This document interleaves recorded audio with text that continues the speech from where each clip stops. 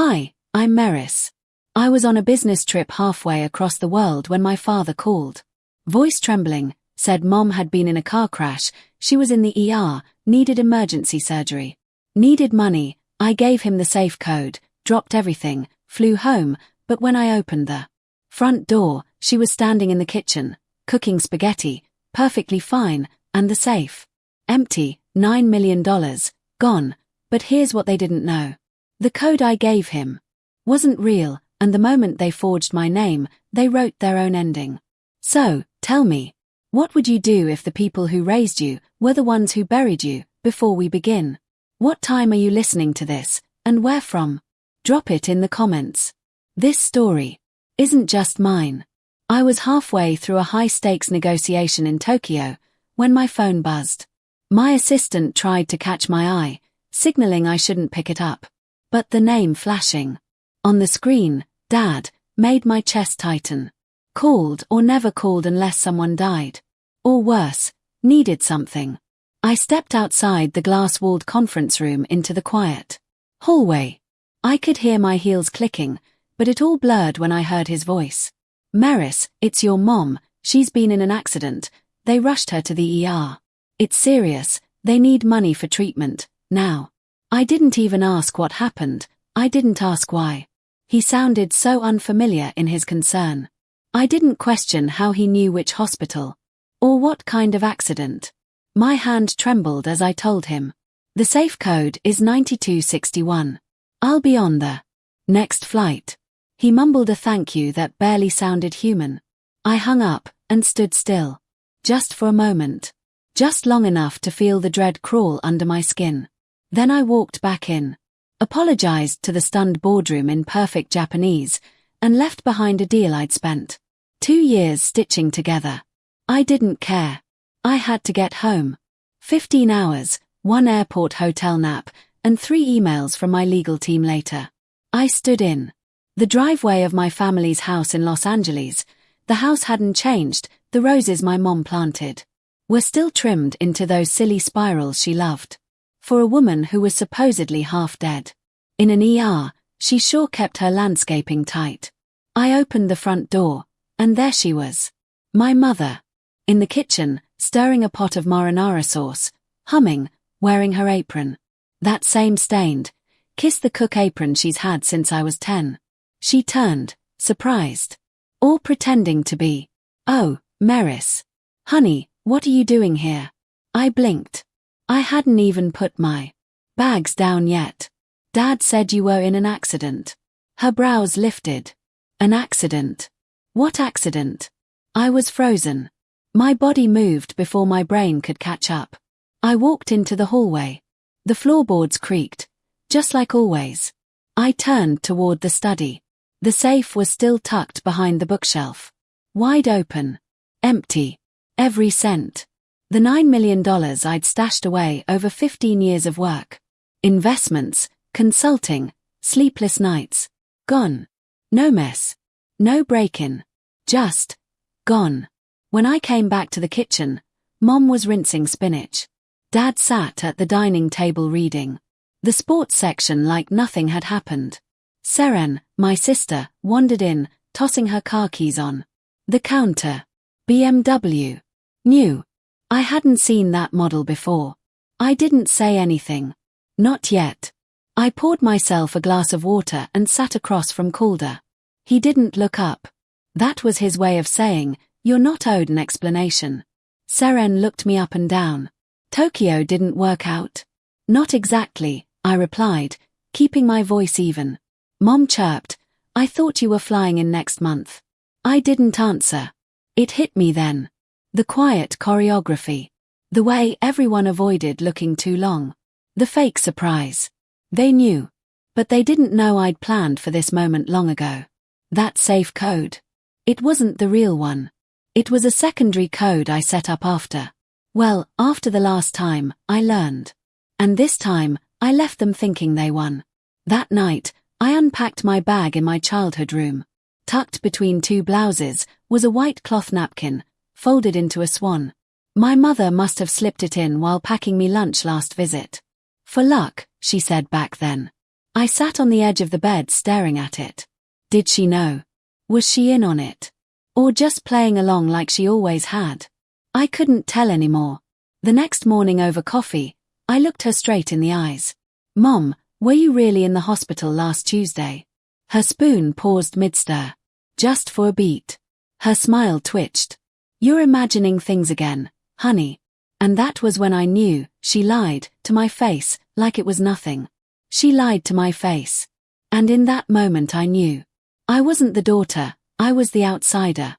So I did what I've always done when the truth hurts more than I can show. I went quiet. The sun hadn't fully risen yet. Fog hung low in the backyard like the world was holding its breath. I stood in the hallway outside the kitchen, staring at the soft reflection of myself in the hallway mirror. I didn't recognize that woman. Her jaw clenched too tight. Her eyes held a storm.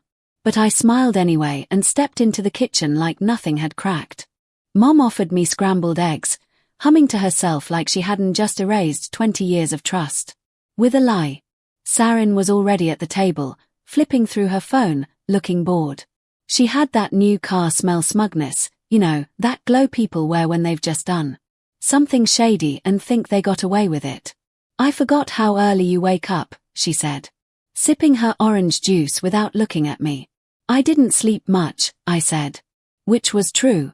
I spent most of the night staring at the ceiling, wondering how long I'd been the family's safety net without realizing it.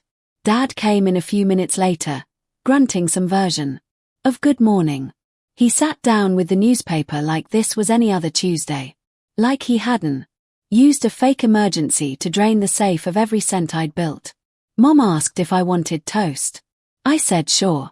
She placed it in front of me like she was proud of something. We all smiled too much that morning. Tight-lipped, polite, distant smiles. It was almost peaceful until my phone buzzed in my lap. Wire transfer complete. I didn't move, just blinked at the screen. I hadn't approved anything. I slid the phone under the table and checked the account. $150,000 gone. Sent to a name I didn't recognize. Just a string of letters and numbers and a bank I'd never used. Everything okay? Serene asked. Her tone was sweet, but her eyes were sharp. I smiled back. Just work, she laughed. You still do that? I didn't answer. I looked down at my plate, untouched. That's when I heard it. Her voice. Floating through the hallway as she stepped outside to take a call. No. Listen, I told you it had to be early. Yeah, the title's not under my name, obviously. Just shut up and enjoy the car, okay? A pause. Relax. She won't do anything. She never does. That was it. The words didn't even sting. They landed like facts. Serene never thought I'd fight back. And maybe that's on me. Maybe I'd spent too many years trying to keep the peace. Maybe I made it too easy for them to see me as the reliable one. The silent bank account.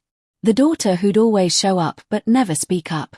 I went upstairs, sat at the desk in my old bedroom and pulled out my legal pad.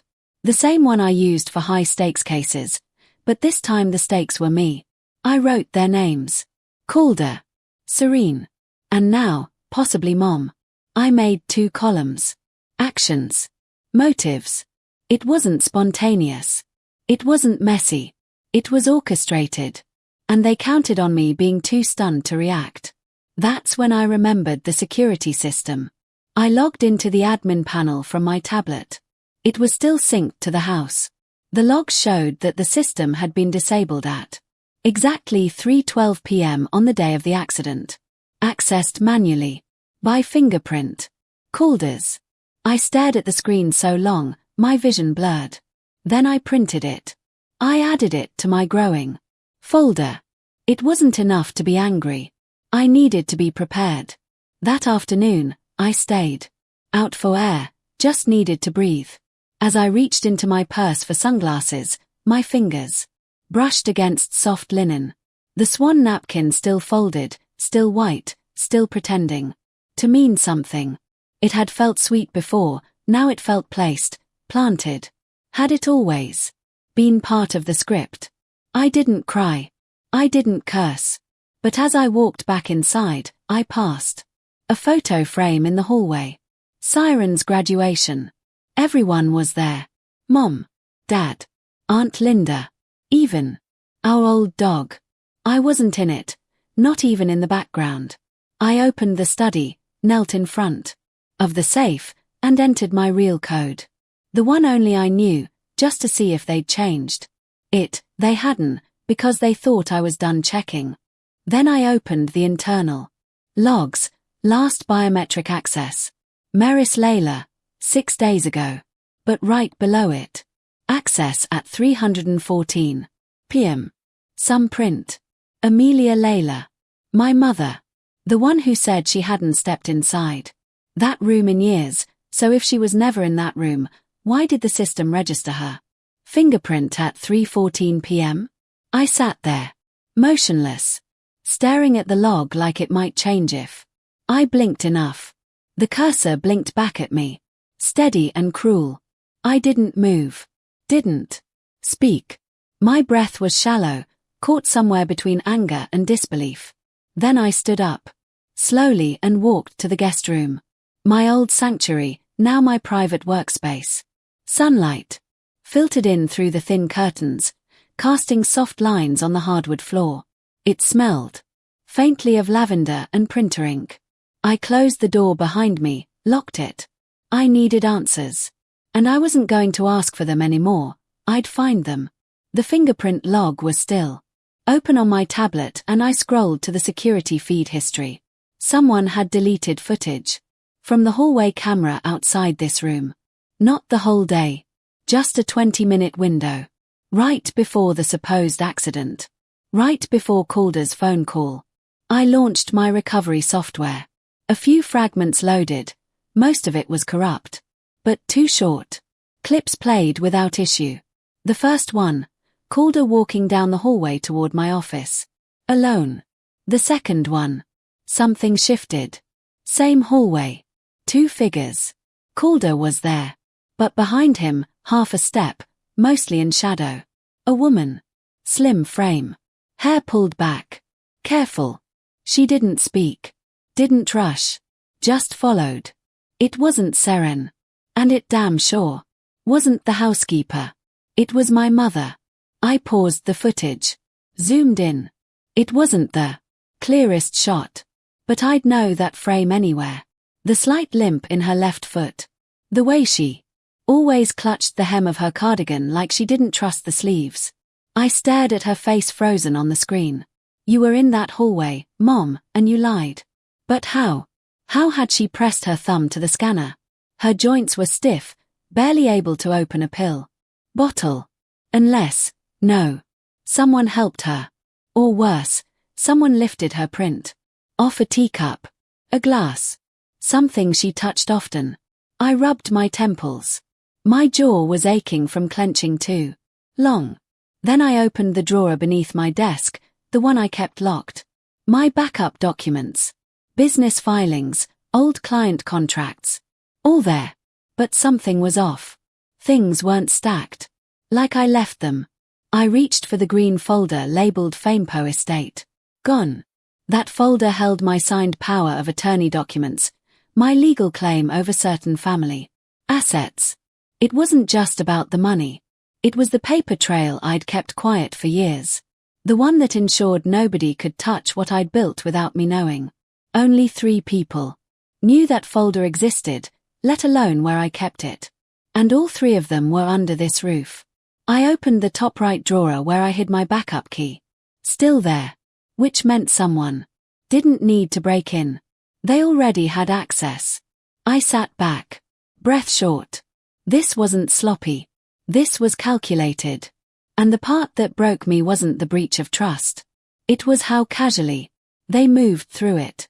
Like I was a stepping stone. I needed to look her in the eye. So I went to a room. Knocked once, then stepped inside. She was sitting in her recliner, knitting something. Blue. Maybe a scarf. The TV was on mute. Oh honey, she said, surprised but calm. Need something? I thought we'd talk, I replied. My voice was even. Practiced. Of course. She smiled and reached for the kettle on her side table. I just made tea. Want some? I watched her hands. Delicate. A little swollen. Her fingers trembled slightly as she poured. She couldn't press a scanner without help. She handed me a cup. Chamomile. You know, she said softly. This family. We've always stuck together. No matter what. I didn't answer. I just looked around her room. Everything was neatly arranged. Books, photos, a few knickknacks. Then I saw it. On the vanity. A file folder. Green. My initials on the spine. She saw me notice. Oh, she said lightly. I borrowed that. Didn't think you'd mind. Just wanted to see what you've been working on. I smiled tightly. Sure. I left the room without another word. Back in my office, I shut the door behind me and took a breath. My hands were trembling, but not from fear. Not anymore. I crossed to the bookshelf and reached for the old law book with the red spine. Civil Code, 1989 edition. Pulled it forward, revealing the second safe. Smaller. Built into the wall. It wasn't latched. I paused. Slowly opened the door. Inside. Everything looked untouched. Until I saw the empty slot where the estate file used to sit. That file wasn't just legal paperwork. It was the one thing they should have never seen. The moment I saw the gap in the second safe, I knew what was missing. I didn't need to triple check. My hands hovered over the edge of the shelf. But I didn't reach in. I'd spent years preparing that document. Longer still protecting it. And now, it was gone. Golden light filtered in through the slats of the blinds, streaking across the floor like prison bars. Outside, the neighborhood was still. I could hear kids laughing down the block and the occasional buzz of a lawn trimmer, but inside it felt like time had slowed. Like the walls were listening. I walked slowly to my desk and sat down. The air in the room felt different. Warmer somehow, like whatever innocence was left in this house had quietly evaporated. I opened my laptop, typed in the passcode.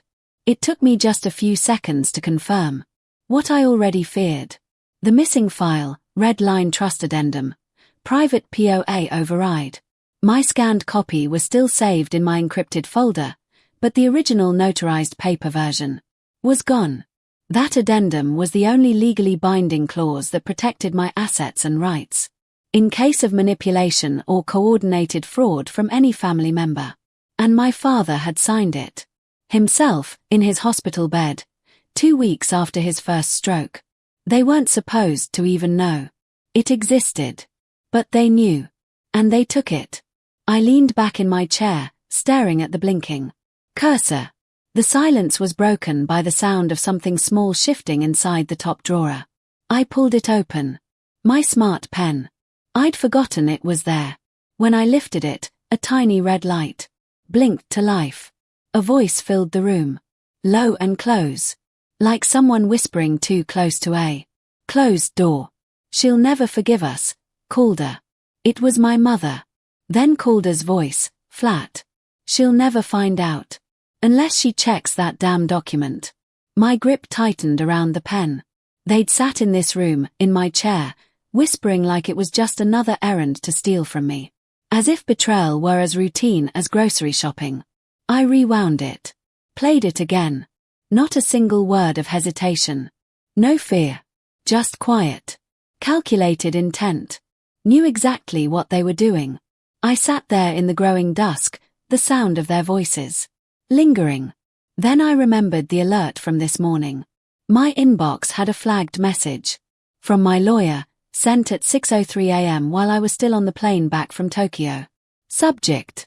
Line. Did you authorize release of DocX override file? No, I didn't. And that meant the clause I'd hidden in that document had worked. If anyone accessed the safe without my consent and removed it, it would trigger a silent alert, one that wouldn't show up on any household device. I pulled up our secure communication app. My lawyer had already begun preparing a freeze order. They didn't know that. They thought they'd won. But the thing is, when you spend most of your life being underestimated, People forget that. Silence is a strategy. I stared at the ceiling, listening to the ticking of the wall clock. 1 second after another. Then I closed my eyes and thought back to a Thanksgiving 6 years ago. I'd flown in early, cooked the entire meal myself. Turkey stuffing everything. From scratch. I set the table, poured the wine. That night, my father stood up with a glass raised high and toasted to my sister Seren. The backbone of this family, he'd said. My mother had leaned in and kissed his temple. They never even mentioned my name. Just a nod. That's all I got. Back then, I brushed it off. Tonight, it hit differently. I was never one of them. I was their safety net. The backup plan. The one they only called when they needed a cleanup. And now I was cleaning up again. I glanced at the bookshelf. The law books. That covered the safe. One of them was upside down. It was a small detail. Subtle. But it was something Dad used to do during tax season. He'd mark which binder had something hidden in it by placing it upside down. He taught me that. Now they were using it against me. I stood up and paced the room. This wasn't about the 9 million. Not really. I'd made that back before. I'd make it again. What cut deep wasn't the money. It was realizing love here always had terms and conditions. I opened the drawer again. The swan napkin was back, folded neatly. I hadn't returned it there. Last I saw it, it was in my mother's room. And before that, it was in my bag. Tucked there by her before my trip. Like a decoy. I unfolded it slowly, then refolded it tighter. Smaller, till it was no bigger than a coin. My laptop screen had gone dark. I tapped it. A new email. Typed 3 words. Subject. Execute Plan C send. The email was sent. I watched the screen for a moment longer, half hoping someone on the other side of that message would pick up on the silent alarm I'd just sounded. But silence. That's all there was. I closed the laptop slowly, letting the weight of the day settle into my bones. The sky outside had turned dark, the last bits of golden light disappearing behind the blinds. I moved to the kitchen. One hand on the counter, the other still curled from where it had gripped the edge of the desk too long. The condo was quiet. Too quiet. But that was exactly how I needed it. By the time I had the roast in the oven and the table set for 4, I'd gone over everything I needed to say. And everything I wouldn't. I invited them under the pretense of peace. But what I really wanted was the truth. Not the version wrapped in smiles and platitudes. The truth that hides behind flickering eyes and a second too long before answering. They arrived on time. Of course they did. Called her first, always early, always acting like he had nothing to prove. Then Dad and Mom together. She clutched his arm like they were some inseparable team. Like I hadn't seen the footage. Like I didn't know. Smells amazing in here, Dad said. Stepping in. I smiled. Just like old times. He nodded. And for a second, I thought he believed it. The table was set with care. Napkins folded into swans. Their favorites, beef tenderloin, asparagus with garlic butter, warm bread. I poured the wine slowly, making eye contact with each of them. They all smiled back. Small talk filled the first 20 minutes. The weather. The traffic. Calder's new property investment. Out in Pasadena. My mother complimented the bread. Said it tasted like the ones from that French bakery we used to visit after church. All of it. Polite. Polished. Fake. Then I said it. Remember that time when we were kids and I found the code to the safe scribbled on the back of a grocery list? Called her froze, fork halfway to his mouth. My father gave a dry chuckle.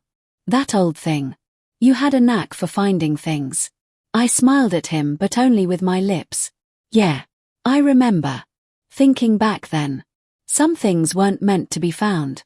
But maybe some things were left out in the open for a reason. My mother didn't say a word, just sipped her wine and kept sipping. I cut into my meat. and let the silence stretch. Then called her ever the fixer cleared his throat. So Meris, what's been keeping you busy these days? Business trip went well. I nodded calmly. Productive. And I had a meeting with my lawyer this morning. All three of them looked up. Just routine. I continued. We went over a few triggers in the estate protections, in case anything unusual were to happen. I turned toward my mother. She dropped her fork. It hit the plate so hard it echoed. She scrambled to pick it up, mumbling something about butterfingers. But I saw her face. I saw everything, that tiny fracture of composure. That's what I'd come for. I didn't press it. Not yet. Instead, I leaned back and watched them fidget. My father suddenly found his napkin very interesting. Calder was chewing slower than before, eyes darting toward Mom. I wasn't accusing. I wasn't threatening. I was just mentioning. But it was enough. I topped off everyone's wine, then raised my glass. To family, I said. To the things we don't say out loud. The secrets we carry, the ones we think protect us. Or maybe the ones that just hold us hostage. No one moved. The clink I expected never came. I set my glass down without drinking. I had one more thing to see. Her brooch. She wore it tonight, the same silver and pearl pin she wore the Thanksgiving I announced my engagement, and no one said a word. No congratulations. No questions. And just a nod from Dad. Seren changed the subject. Calder was texting. Mom had just kept eating. I remember that brooch more than I remember the turkey. Tonight, it sat on her collarbone like a quiet reminder that no matter how loud I screamed for their approval, they never planned on hearing it. When dinner ended, I stood up and started clearing the plates. No one offered to help until Mom finally stood and reached for a dish. Let me. I cut her off. Don't worry, Mom. I looked right at her, not angry, not raised voice, just done. You've done enough. She didn't move. Neither did I. Then I turned toward the kitchen, one dish in each hand, and walked away. Behind me, the sound of shoes shuffling on hardwood. But no one said anything. They didn't get the message. So next time, I'd say it louder. 2 mornings passed. Long, quiet, deliberate mornings. I gave them space. Gave them the benefit of the doubt. Maybe they needed time to face what they'd done. Maybe shame worked slowly in people like them. It didn't. Not a call. Not a knock on my door. Not a single word acknowledging anything. So I dressed in slate grey, the same shade I wore the day I buried my uncle. Cold, still, unflinching. I wasn't mourning them. But something had died.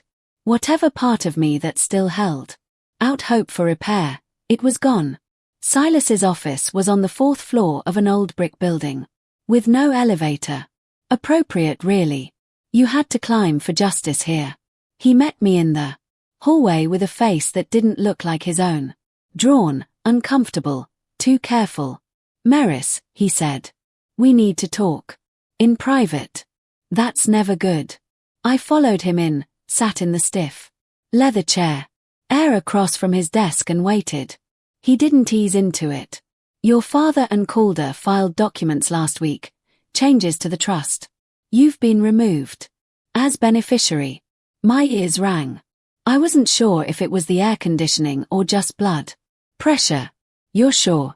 They used what appears to be your signature on a mutual release form. He said. But it's dated the day before you returned to the US. That alone throws red flags.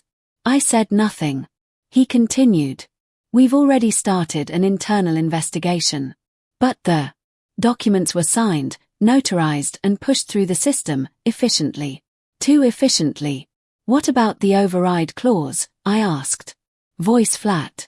He gave a slow nod. Still holds. They can move the money, but if we can prove misconduct, the clause reinstates everything. We'll need to act fast. I stood, not trusting my body to stay steady if I sat any longer. Do it. Walking back to my car felt like crossing a desert. Every step burned, but nothing showed. On my face. I didn't cry. I didn't curse.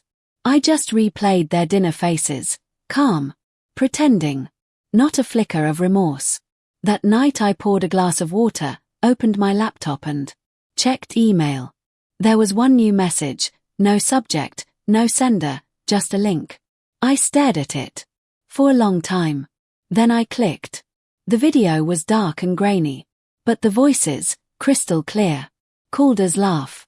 That was too easy. She gave it up like a puppy, wagging her tail. Then my father. She's always been soft, won't do a damn thing. And called her again, pouring himself another drink. If she finds out what she gonna do, cry to mom. Laughter. Mine didn't join. I closed the laptop, stood still in the middle of my living room and listened to the silence around me. There was a time I would have sobbed, begged for answers. Now, I walked calmly to my desk, pulled out 2 external drives and copied the video file. One for Silas, one for me. Then I reached for my phone. Silas, I said when he answered. Get me a court date. The rest of the evening unfolded slowly. I didn't blast music. I didn't break dishes, I didn't even call a friend. I opened a drawer I hadn't touched in years. My old sketchbook. The cover was cracked, pages slightly yellowed. Last time I held it, I was 24. Back then, I wanted to design furniture. I told Calder once, after a few glasses of wine at Thanksgiving. He laughed and called it cute. I never opened the book again. Until now. I flipped to a blank page, picked up a pencil, and started sketching. Not furniture. A room. 3 chairs. Only one occupied. Mine. Courtroom lighting. Long shadows. I didn't draw my family. They weren't the focus anymore. I was. That's when it really hit me. What they stole wasn't just money. It wasn't even just trust. It was the years I spent thinking I had to earn a place I was born into. And they knew that. They counted on it. But they forgot something. I don't break the same way twice. They thought they'd erased me, but I wasn't done. They'd signed the papers. Now, I'd write the ending. A week later, I walked into the courthouse without shaking. The sky outside was overcast. But inside me, it was sharp. Clear. Like ice water running through my veins. No more pleading. No more waiting for decency to show up in people who'd long since traded it for comfort and control. Silas met me at the bottom of the courthouse steps. His face didn't need to say anything. I already knew we were walking into a storm. But I wasn't afraid of lightning anymore. Courtrooms have a strange quiet, not peaceful, just contained, like everyone's pretending not to watch a fire slowly building in the middle of the room. My parents were already seated. Sarin sat between them, lips pressed thin, arms folded. Calder stood near their lawyer, tapping his foot like he was waiting for a haircut. Not a reckoning. He glanced my way, smirked. I didn't give him the satisfaction of looking back. We took our seats. The judge, a woman in her late 50s, steel grey suit, no-nonsense tone, called the session to order. Silas stood first, calm, focused. He presented the timeline. My international travel, the fraudulent signature filed during my absence, the override clause they hoped no one would check. His voice didn't waver. Every point struck the air like a nail hitting wood. I watched my father shift in his seat. Not much, just enough to know it was landing. Then Calder stood. His lawyer slid a stack of papers toward the judge with the confidence of someone tossing down a royal flush. This is an email thread, the attorney began, showing Ms. Layla's written consent to gift the funds to her family, stating she wanted to make amends for past emotional damages. Silas frowned. The judge leaned forward. Ms. Layla, did you write these emails? I looked down at the pages in front of me. The font matched mine, the phrasing, almost believable. But I never wrote them. I did not, I said plainly. My voice didn't rise. My chest didn't tighten. I just stared directly at Calder, who gave the smallest shrug, like he'd expected this. Like it was already handled. The judge nodded. We'll examine metadata. Continue. And that was it. That's how fast years of fighting for a place in this family could be erased with a printed lie and a crooked smile. I stood. I'd like to step outside. No one stopped me. The hallway outside was colder than I remembered. I made my way down the marble stairs, out the heavy front doors, and walked 4 blocks before I knew where I was going. Same coffee shop I went to years ago after Calder told me I'd never be taken seriously if I cried at the table. Back then I did. Sat in the corner, tears rolling into a latte, wondering what it would take to feel like I mattered. This time, I ordered a black coffee, sat by the window, and stared at the world like it owed me nothing. But I owed myself everything. At the next table, a young woman was sketching. Her hand moved slow, confident, charcoal pencil. Loose lines, not perfect, but honest. I glanced at my phone, opened the image I'd drawn a week ago. One chair, mine. Then, something shifted. I opened the sketch app again and drew a second figure. Calder. But I drew him walking away, not toward me. Back turned. Alone. Let him fake my voice. Let him pretend I was weak. He forgot something. My real voice wasn't written in emails. It was in court filings. In every line of every trust clause he didn't read. In the fact that I showed up, again, and didn't break. They thought I'd be too hurt to move. Too humiliated to fight. But I've lived most of my life carrying disappointment like a second coat. This was just weather, and I'd packed my own umbrella. They forged a story. Now, I'd expose the truth. I spent the night in near silence, no TV, no music. Just the hum of the fridge, and my mind clicking through every moment like a tape being rewound. And cued. At 7 the next morning, I was at Silas's office. He opened the door himself. Sleeves already rolled, tie loosened. He didn't ask how I slept.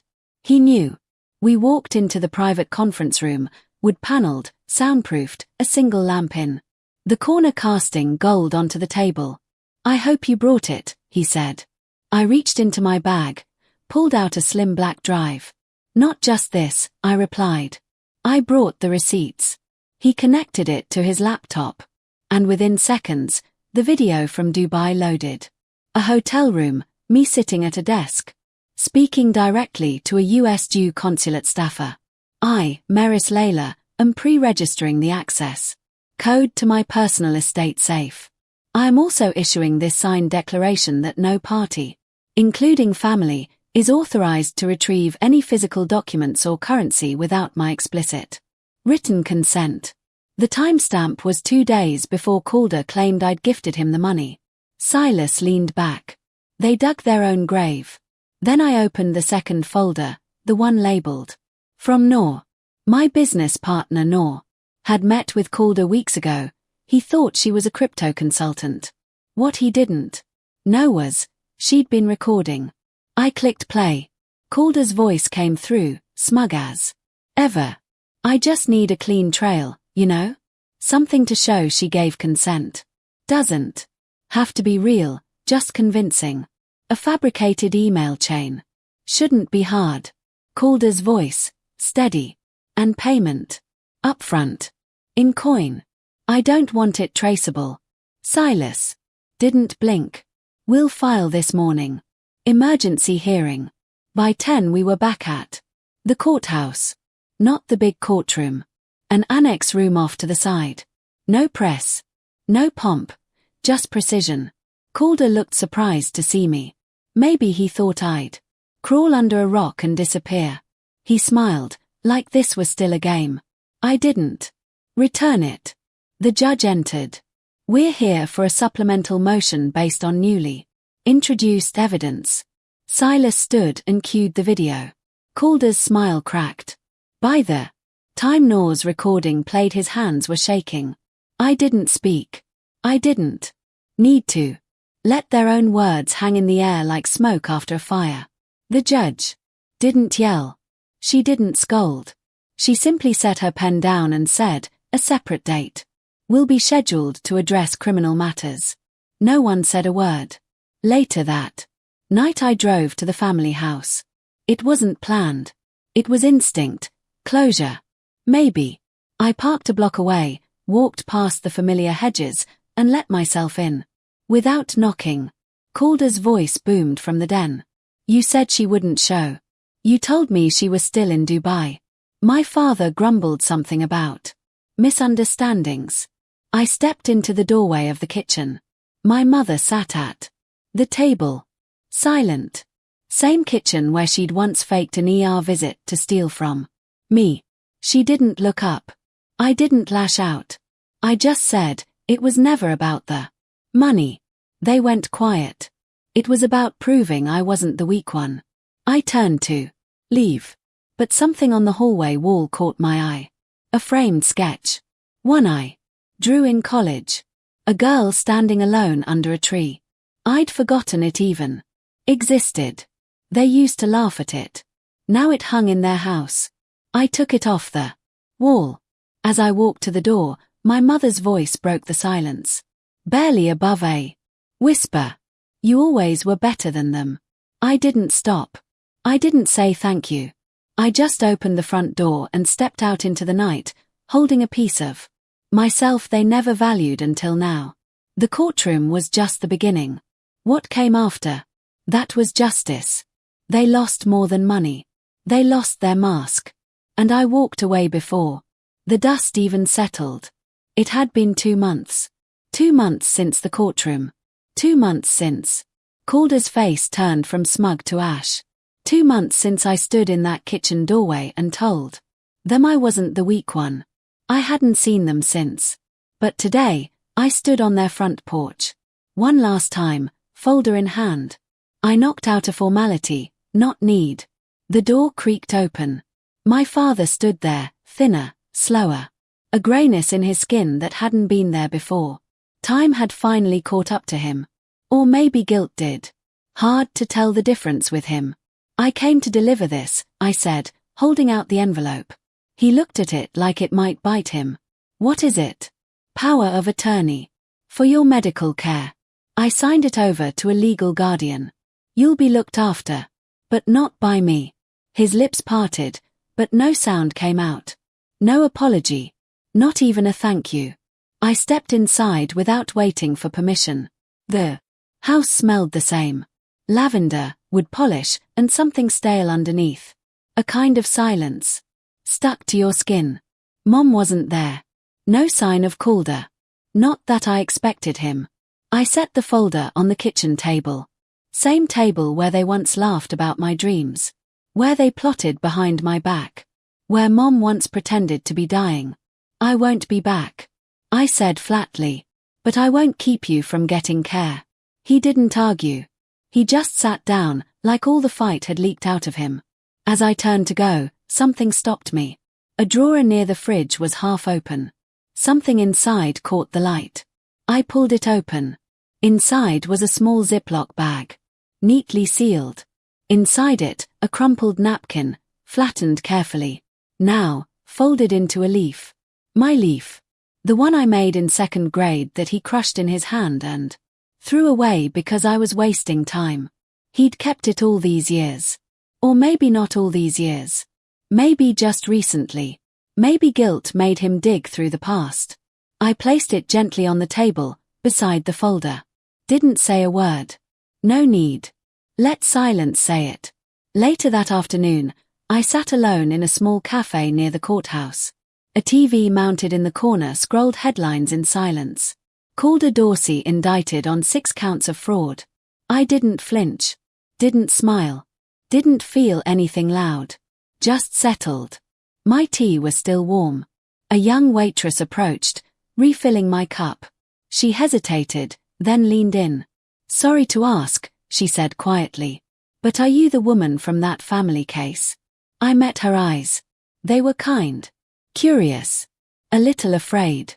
I said. But I'm not anymore. She paused, biting her lip. My stepdad. He's like that too. Makes you feel crazy. Like nothing you do is ever right. I reached into my purse, pulled out a clean napkin, and folded it without thinking. Handed it to her. Here, I said. You write your own code and never share it. She smiled like it hurt. I didn't ask her name. Didn't need to. We all know that look. We've all had to survive something. I finished my tea, tucked a tip under the cup, and left. Outside the wind had picked up. Cool. Not cold. The kind of breeze that brushes your skin and whispers, "You're free now." I walked 3 blocks to the train station. At a crosswalk, I paused, adjusting my bag. Inside it, tucked between my passport and a notepad, was a folded piece of paper. My sketch, the one they once mocked, the one I almost threw away. Not anymore. This time I kept it. You don't always get revenge. Sometimes, you just get free.